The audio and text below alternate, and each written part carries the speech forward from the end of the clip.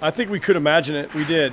We pictured it in our minds. I think we talked about, could we be the team to go to Waco and Austin and get 6 points, and then nature threw a curveball at us, and we had to go Friday, Sunday instead of Thursday, Sunday, so now on less rest. Of course, our opponent was less rest too, but that's a big factor. You don't know how your team is going to respond going Friday, Sunday when we've been going Thursday, Sunday all season. So the Baylor game was great from start to finish. The Texas game, we were a little slow to start, but in the second half we poured it on, and I think we certainly deserved the win. We scored all 3 goals, 1 for them and 2 for us. So it was a great experience. As I said after the game, something we haven't done all year is come all the way back from behind. We've come back and equalized, we've come back and tied games, but we had to come all the way back. And we've only been down twice, so I guess we haven't had that many chances to do it. But coming all the way back and winning in overtime was dramatic, and tons of fans there in Austin. It was a beautiful day. It was a classic college soccer game, to be honest, and we were excited to have it our way.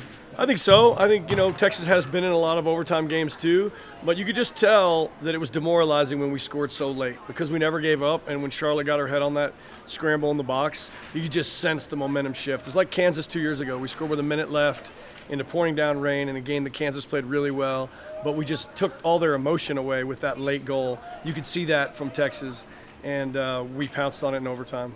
It's impressive as to who they are, right? Like, it takes time to get adjusted to college and the demands, and wow, it takes this to win a game in college. I mean, there's a realization curve for freshmen, but the quality of the young ladies that we brought in has paid off for them. High character girls, very into soccer, school, family, and faith. Like, those are their 4 things, and they don't give a lot of time for other stuff during the season, and I think that's obvious because if your priorities aren't in line as a freshman, you'll never make it through a season consistently. You'll kind of have big ups and big downs, and we've seen this freshman class just jump in and get after it, and then of course the seniors love that because these are their last games, and they respect the fact the freshmen and the underclassmen as a whole are giving it their all.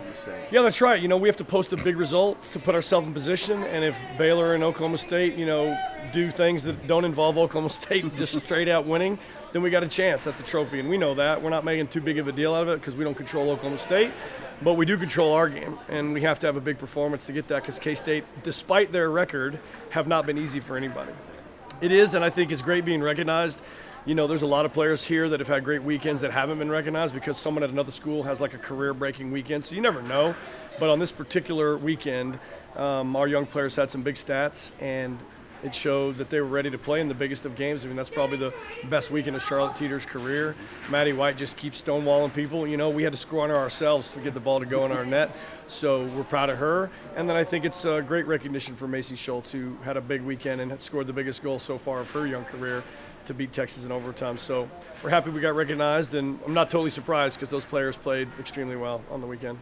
It's big that people have to worry about others, right? We lose 2 of our leading scorers in the last 2 years before the season even really gets going. So a lot of pressure has been on Kirsten. And actually the performance of the weekend, despite the awards, was Kirsten getting 2 against Baylor.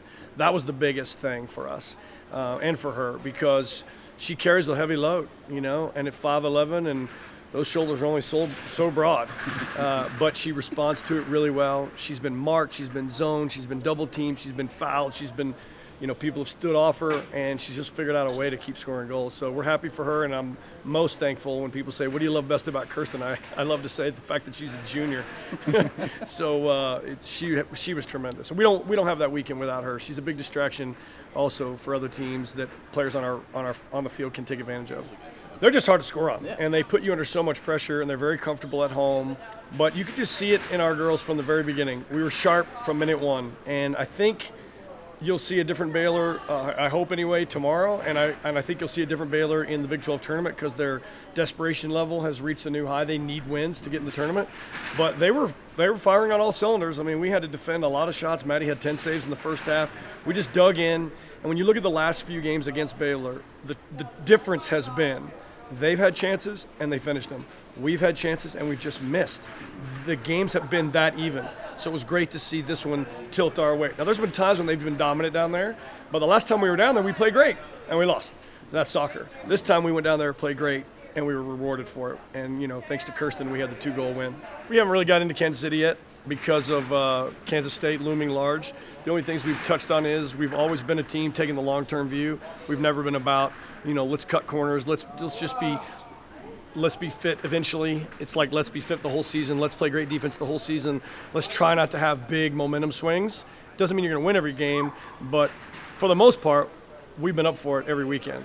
And in terms of the Big 12, we've just said, hey, look, that's just a continuation. The regular season is a long haul of consistency. The Big 12 tournament is, can you get hot? Can you pay attention to details? Can you capitalize and keep advancing?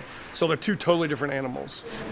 Charlotte just played an amazing ball, and I knew I had to finish it for my team, and that's what I did. And the celebration was awesome, and everybody was so happy for me. So it's, we do have a lot of young players on the team, but no one really plays like they're inexperienced. And I think Hannah brings a lot of experience to the team, and just like her leadership through her play and also vocally. So we just need to focus on ourselves, and if the other game turns out, the other game turns out. But we need to take care of our business and get the win. So.